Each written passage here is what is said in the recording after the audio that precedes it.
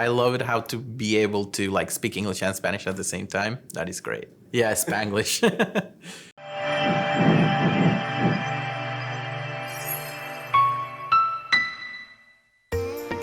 Hi, my name is Misael Romero-Reyes and I'm a chemistry professor. So my day-to-day kind of revolves around teaching students, teaching them chemistry and how it integrates with biology and all the science fields, how the chemistry that is happening in our body, in our plants, everywhere around us is related to the physical changes and everything that we observe. Currently, I'm researching ways in we can decontaminate water. So, we don't have a lot of water left. So we need to find ways in which we can decontaminate it. So right now in the lab, I'm trying to see how we can make water a little bit more potable. Dirty water, take dirty water and basically make it cleaner. And the way that I do that is using wood. Like the wood in your backyard in the trees can be used for this purpose. So you can take the wood, like make it into dust and filter it through and actually clean the water as you go.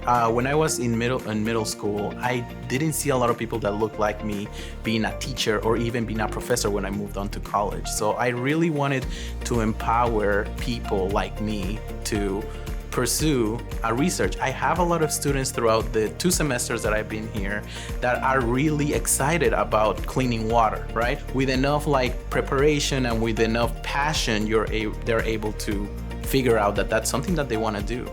What I like about what I'm doing here is that you're able to have interactions with students one-on-one. So every semester, I am able to interact with 60 people, and everyone has a lot of things going on in their lives apart from what they're doing here in the school. So to be honest, that is something that fulfills me, like trying to touch as many people as possible and being able to tell them, hey, science is a thing that you can definitely pursue. So to middle school me, I would definitely say be open to people. People have always something to give you, or you can learn something from them. And I wish I was able to be open to more people and learn more things, right?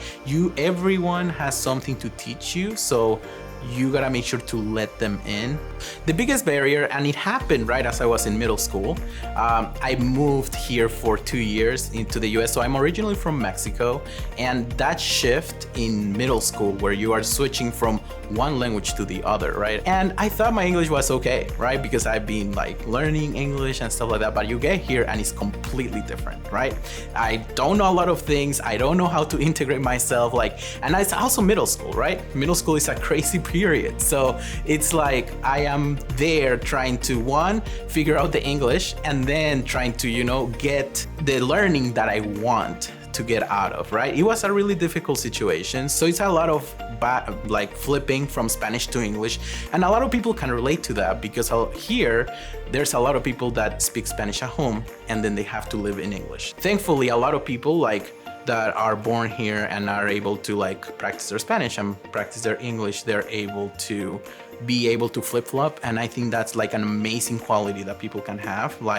Being able to be bilingual is something that helps them a lot during the studies. Never give up. There's gonna be a lot of failure, right? There's gonna be a lot of ways in which you're having a conversation and it doesn't go like you want it to because of this translation thing.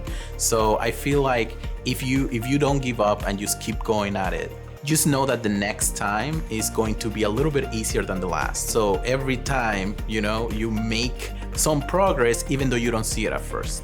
I don't like math that much. But I do like, animals, I do like plants, I do like, small things about science that made me really happy to be in, the science classroom, that I was able to actually teach my peers, right? I was able to tell them my thought process behind it, and it helped them a lot. And that was the first instance where I was well, I'm good at explaining stuff. And I knew I wanted to be a teacher, and especially with the whole barrier thing that we were talking about before. The biggest joy that I get every every day is just coming in and seeing like a different group of people and being able to talk to them.